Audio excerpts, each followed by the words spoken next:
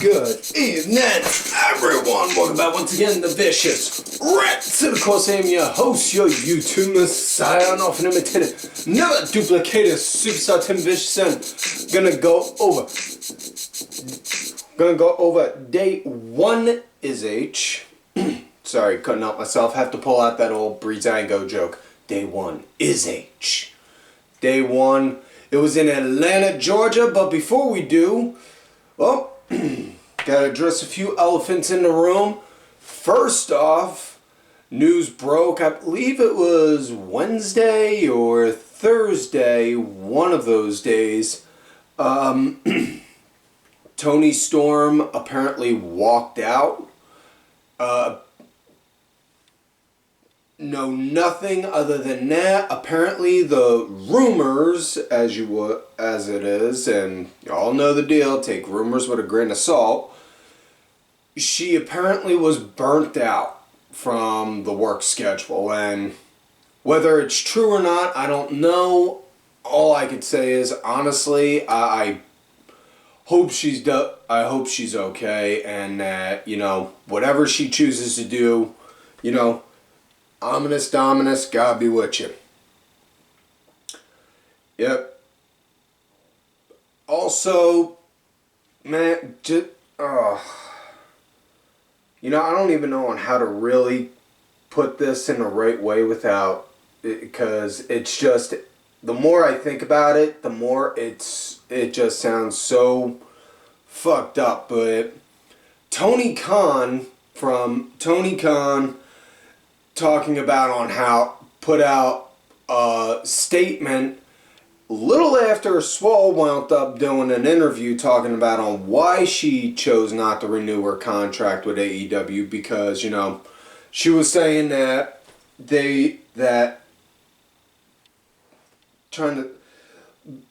lack of diversity was really one of the big main points. No real big push and all, not for her, but no big pushing creative wise and such. She was saying on how she had to fight with Kenny to get a lot of her, to get shit in. And then Tony put out a comment saying that, well, we didn't really want to renew her. She wasn't all that good, not that impressive, this, that, and the other, blah, blah, blah, blah, blah. And oh my God, good Lord. Like, out of the woodwork, everyone hit them all at once saying, hey, listen, didn't you do an interview before saying that you signed her because you really liked her work, you're really impressed with what she can do, all this, that, and the other, and then it's just all of a sudden, oh no. The dude came off like that boyfriend that right after he breaks up with you saying, yeah, well, you were ugly, I didn't want to date you anyway.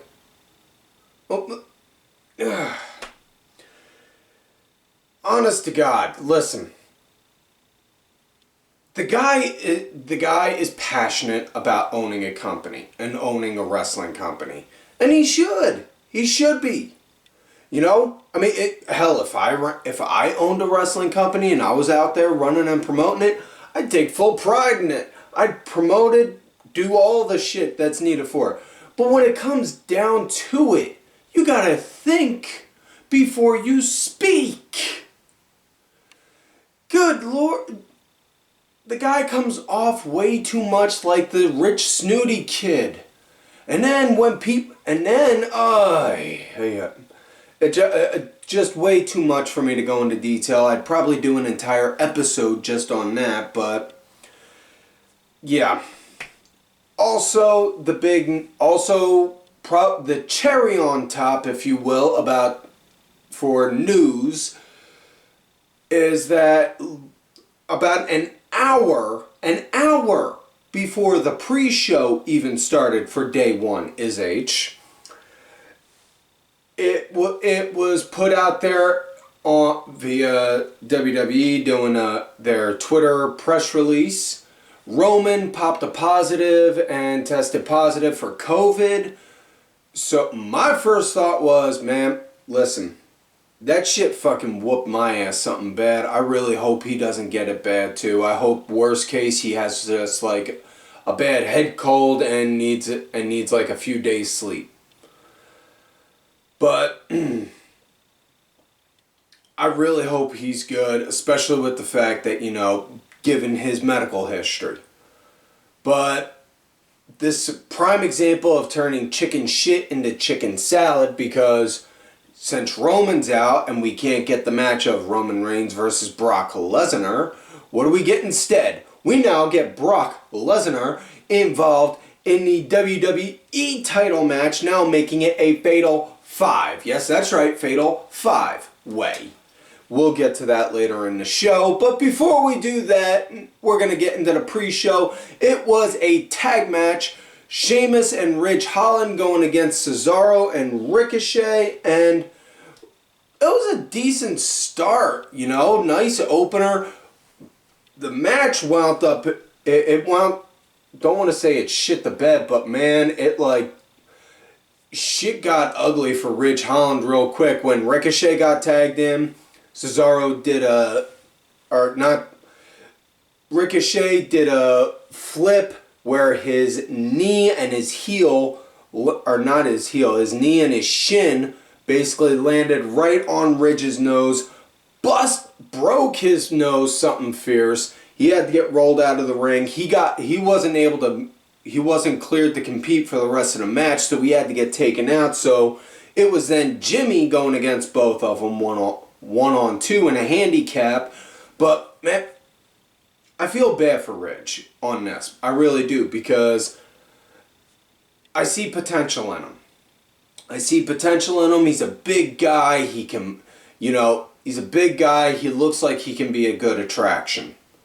And I'm just thinking, man, I really hope it's just working out the kinks in the system and getting all the nasty shit out of the way first before it gets ugly later on, you know. But, man, it did not, God bless, man. Sheamus cannot disappoint. He knows the fucking assignment. That's all it is, plain and simple. The guy wound up going out there, carrying his side of the match for him and Ridge, even though Ridge got taken out. And my God, Ricochet wound up becoming a punching bag for a bit. Cesaro wound up getting a hot tag. And then, oh man, we all know on how well them two gelled together in the fucking ring. Whew.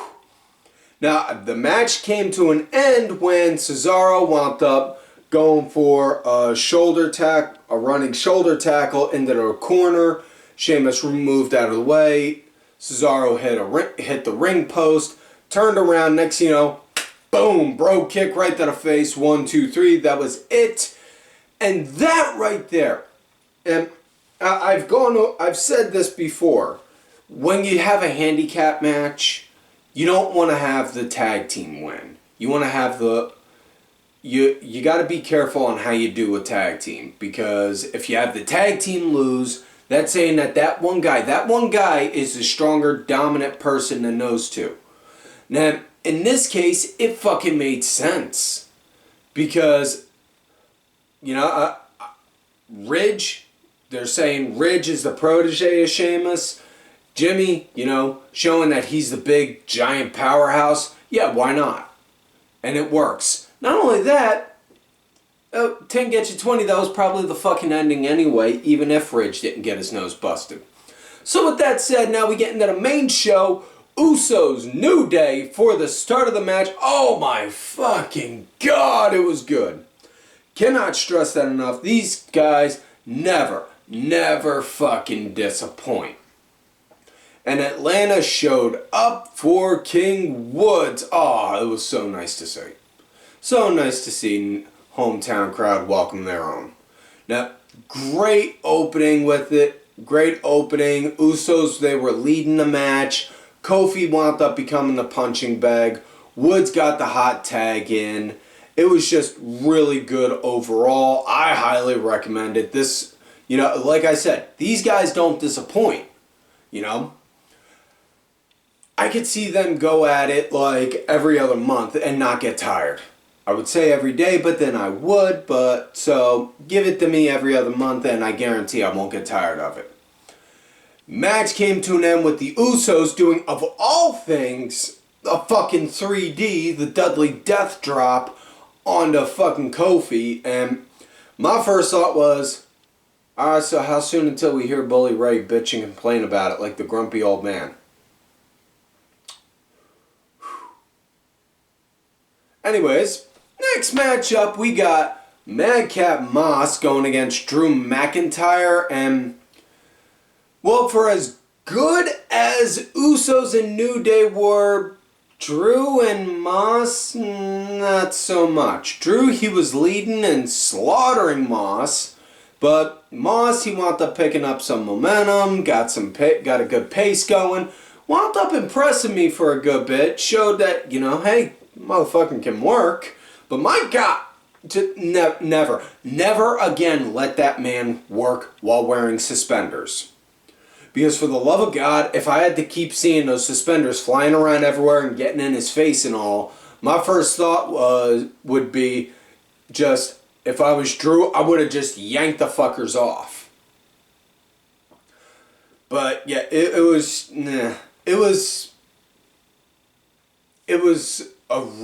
felt kind of flat.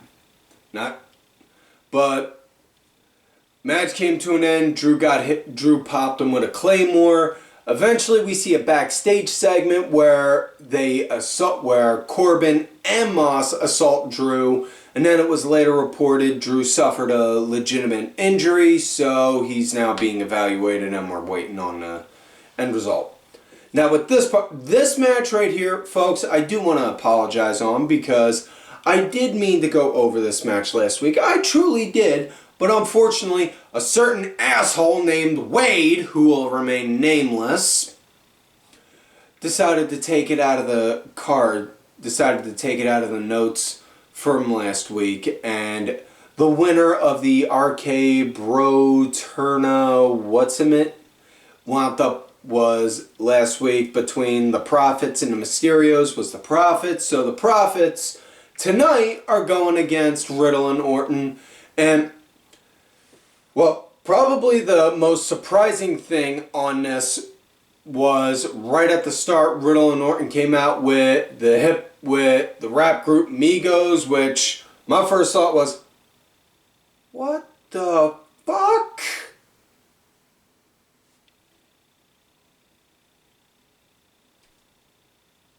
Yeah, that was my first thought, like, damn. And then they sat ringside the whole time watching.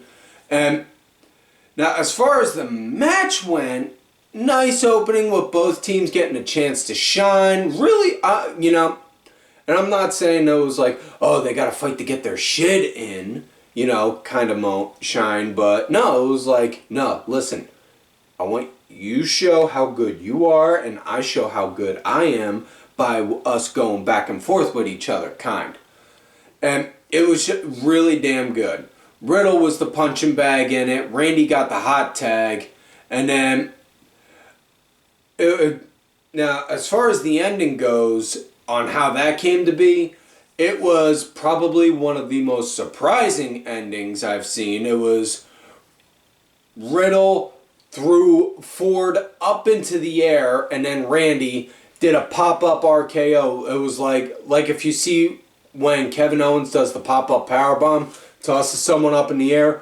Riddle did that. Randy was laying on the ground, and then Riddle throws him up, and then Randy, boom, pops him. Just like that, 1, 2, 3. It was damn good. Now, if you're going to ask me to choose between this or Usos and New Day for the better tag match, don't ask me to choose, because that's like asking which hand do I prefer to keep. My left or my right, and I'm kind of partial to both. Now, as next matchup we got Miz going against Edge. Edge had the Brood entrance coming out again, and I'm not the only one that thinks this, but my God, if they're gonna give Edge the Brood entrance, we need fucking Gangrel. We need them to bring back Gangrel, just so that way he can come out. Come up with it, walk on out, do the chalice with the blood spray, all that shit.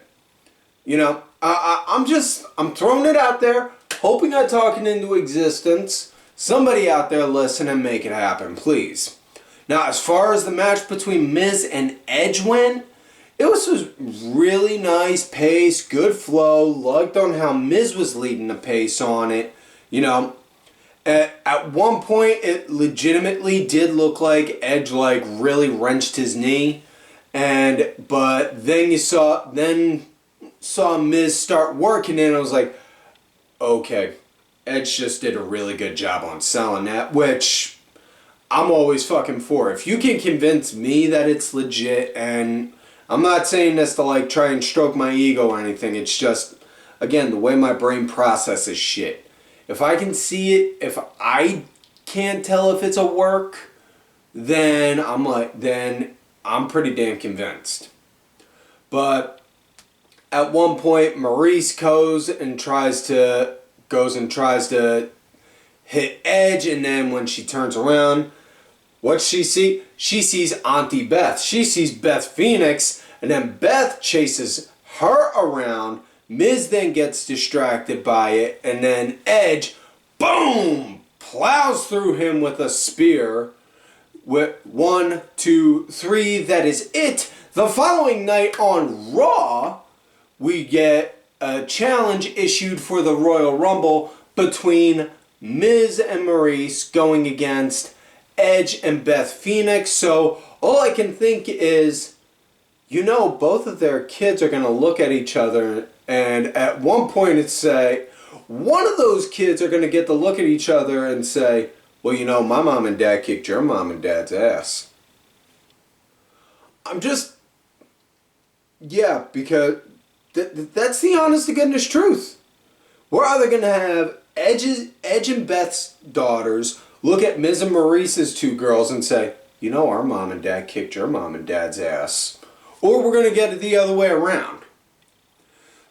So now we come to the Liv Morgan Becky Lynch match, and okay, first off, good Lord Almighty, definitely needed the heart pills for this one.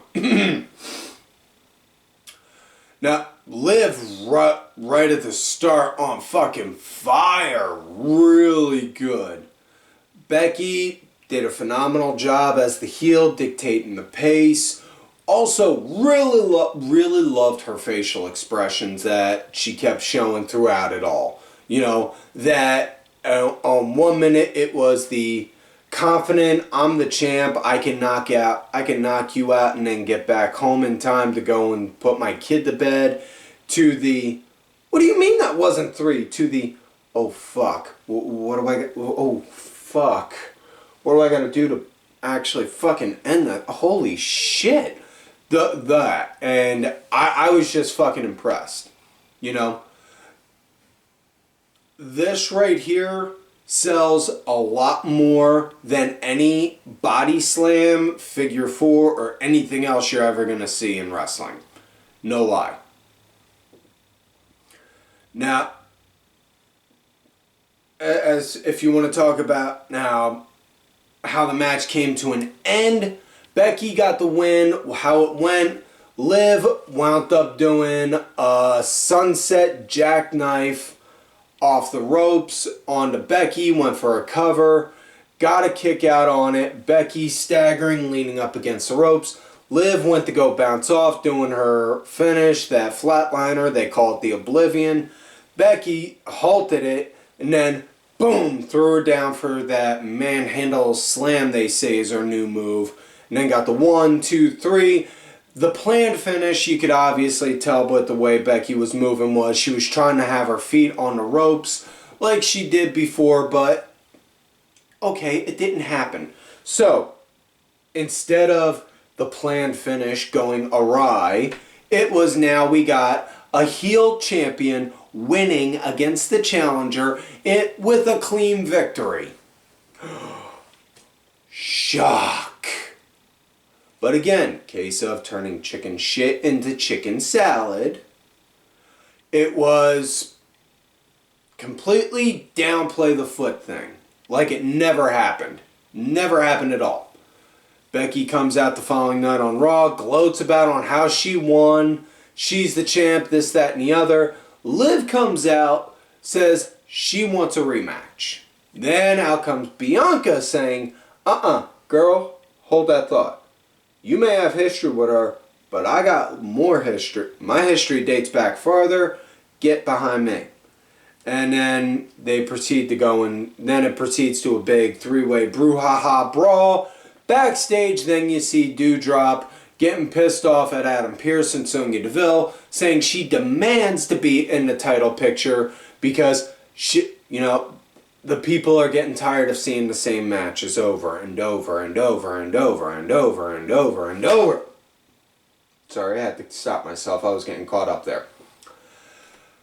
And so they said next week in my beloved hometown of Philadelphia on Raw, they're going to have a triple threat between Doudrop, Liv, and Bianca, and the winner gets to challenge Becky.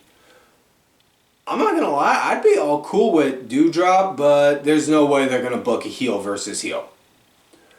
So now we come to main event of the night. Seth Rollins, Kevin Owens, Bobby Lashley, Big E, and Brock Lesnar in a fatal 5-way match.